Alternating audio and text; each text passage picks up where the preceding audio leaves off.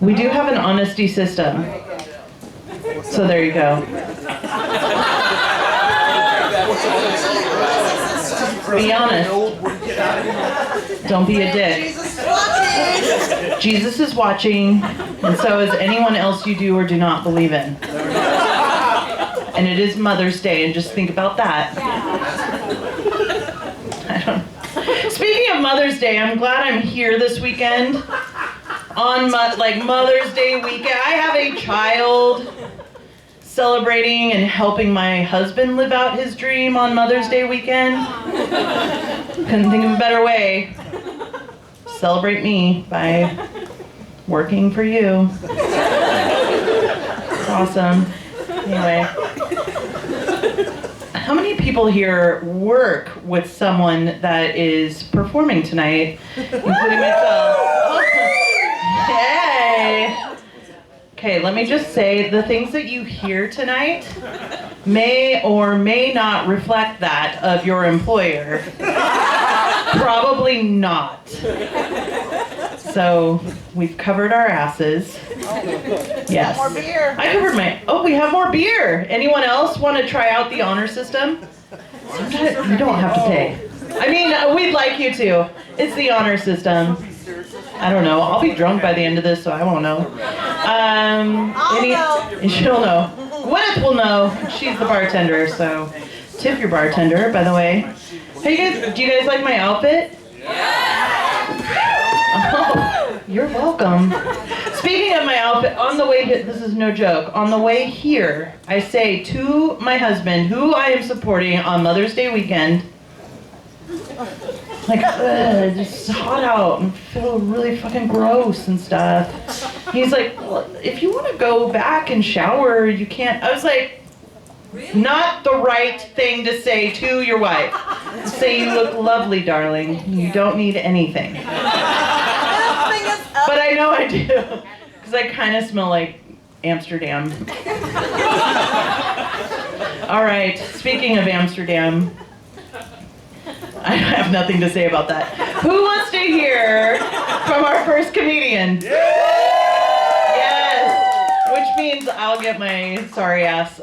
And apparently, if I need to shower, maybe you have time. Maybe I have time to go home and shower. It's hot. I am hot and smelly. I was like giving people this hug. It's like I don't want to put my wet armpit on your shoulder hugs. That. But it's all right. All right, our first comedian is actually the founder of Farm2Table comedy and best-selling author. That's not even a joke. He really is best-selling author. And it's not porn or anything like that. You can buy, yeah, believe me, our porn would not be best-selling. Can you imagine? It's like, let's just put on Netflix and put on Friends. Let's just get it over with. Just kidding. It's not like that. It's not like that. It's more like Grace and Frankie or like something along. I don't know. Don't touch me. It's hot. Don't touch me. Okay. Anyway, our founder, Farm2Table Comedy, believes in growing local comedians and bringing them for you to enjoy. I was going to say feast upon, but that sounds really gross. So, for you to enjoy. And the founder kicks off the evening so that the people in the back can continue drinking their whiskey and practicing. So, ladies and gentlemen, and everyone in between, please put your hands together for the founder, my husband, the father of my child, the father of my child, Geoffrey Neill.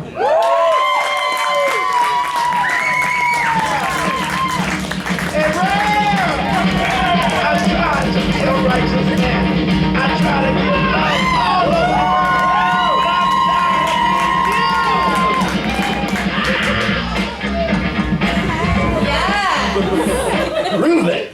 Yeah. Are you guys feeling it? Yeah. All right. It's good. Good group tonight, and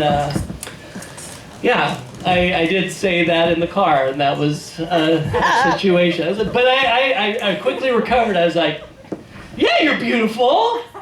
And I had already botched that one. So, yeah. We do Netflix. We like Netflix. I love movies, right? Movies. Who likes movies? I love movies so that I can sleep. Like there like so many good movies out there, and if you just turn them down in the volume just a little bit, so soothing. Like independent movies, indie movies, perfect for sleeping. So people ask me, oh, do you like indie movies? And I'm like, yes, for sleeping. Sometimes Krista comes home, and she's like, I got this great movie. It was in a film festival, it's like Flowers from Britain. And I'm like, yes. Because theaters, they weren't built for me, right? They just have like that big screen and the upright chairs. If I fall asleep in that environment, I get a neck strain, right? Now, when you're at home, like they don't have that, theaters don't have that prone pillow option, necessary for enjoying indie movies. The perfect indie movie for me is like one that has like a non-jarring soundtrack and enough like characterization to kind of know what's going on, but you just don't care. Like they don't have enough money for like the CGI or the real soundtrack, and so it's like visual NyQuil. I end up doing a little bit of just trying to. They end up having these wonderful British accents, right? And I'm like, oh. And they're like telling me with their nice soothing voice, they're like, don't invest in my plot line. And I'm like, okay. So I do laundry, and once it's out, yeah, come on, give it up for laundry, right? Boom. Yeah, I do laundry, and then once it gets out of the dryer, it just sits there. It's like because I'm good at laundry. I do the the sudsing and the dryer sheet and something of the folding sometimes, right? But where I fall short is like the putting away portion. Yes. Like yeah, come on, preach it, And so they just hang out, just waiting to be put in drawers, and I'm like just have a whole house of sad clothes that are just waiting. And they're like, what happened to my destiny? It's like their journey's end is no longer. And and so I like rummage through my basket so that, to find my underwear. and like in my haste, like some of it like falls out of the basket onto the floor. And I'm like, well, that's now dirty. So, I think there's like a timeline with clothes. Like, they just sit in a basket. That they're. I think it's about 2 weeks. That they get dirty again. Sometimes I just feel like I need to just put it right back into the washer. It's just easier that way. I think socks are a different story though. Like you can wear socks and then like not wash them, and then you can wear them again in about 5 days. right. Well, some people don't feel that way, but like, I think it's kind of like magic. Like the sweat and the stink kind of dissipate. And then you're like, these are kind of clean again. But there's definitely a sock order. There's like new socks. Clean socks, 5-day rested socks, right? And then I think that's good to know. Like just keep clothes in a basket for a week. They're dirty. Same week. You let the socks rest clean, right? And then there's like my Saturday socks. I've only worn them half a day. So I'm like, oh, I'll give those 3 days. 3 days rest. And then after that rest, they're good to go, right? you're like, oh, I'm just not gonna work out in those socks, right? Those are my non-workout socks. Unless they are. And then you're like, in this workout, I'm gonna destroy these socks. and then you know that the sock is ready to be laundered when it has the brown-gray underbelly.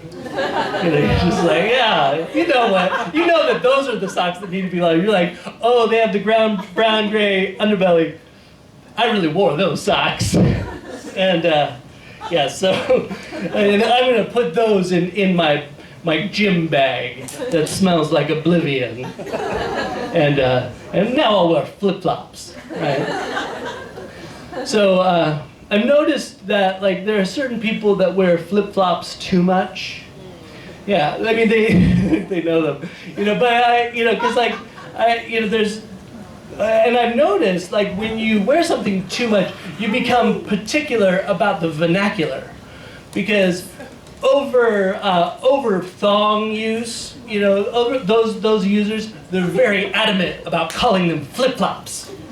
Like you're like, and I like testing them. I'm like, I'm going down to California, and I just got some new thongs. Right, and they're like. You mean flip-flops? Serious? Yeah, they get mad. And I'm like, oh, and that's a wonderful experience to me, that somebody is like talking to me in a condescending fashion using the word flip-flop. Give me flip-flops.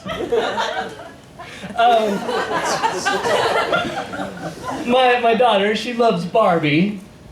Come on, give it up for Barbie. No, not so much. Well, and I noticed like that's like, people, like I learned on Facebook, like there's some people saying that makes me a bad father, right? And I tell them, I'm like, I choose my battles. Because, like, I don't know if all of you know, but, like, there is, like, a silent war that goes on at Toys R Us. And though I might have lost the Battle of Barbie, I will not lose the war of the Bratz dolls. Like, I will be the victor, right? So, but my daughter, she's down to Star Wars, actually. Yes, okay, better choice of toy, I guess. And it's into Star Wars, and we have the Band-Aids to prove it, right? Yeah, I mean, it's not like we were out of Band-Aids. It's just that they were trending. We needed those and now we have like kind of a backlog of past Band-Aid fashion. It's like, oh, and I think like as an artist, you know that you've made it when you get on a Band-Aid, right? Like Disney says like, oh, Disney, My Little Pony, maybe Snoopy, like Charles Schultz is like, yes, made it on a Band-Aid. And I wonder if like, back in the day, Leonardo da Vinci had like, some sort of, Procter & Gamble situation, like. He's at a party, he's like, check it out. Mona Lisa on this sticky rubber thing. Woo. I wonder if if you go into art school, there's some art school students that like go into Band-Aid art. They're like, oh, they're like, oh, what's your major? And they're like, Band-Aid art. And can you imagine like the elation of getting your dream job and having the reality of like placing, Darth Vader on a tiny rubber canvas? I just, my daughter though, she loves Band-Aids too much, like too much. And I want to like, I try to curb that obsession, with safety. I'm like, be careful. But it's too late. Like, she's like, I scrape my knee! I scrape my knee! Can I have a Band-Aid? It's like I'm her drug dealer. And I wanna stop it. I'm gonna withhold basic first aid because I don't want my daughter to become a cutter because of Band-Aid art. Right? And then there's the Band-Aid selection process, right? There's like, because Band-Aid brand doesn't really help you out because their wrappers are opaque.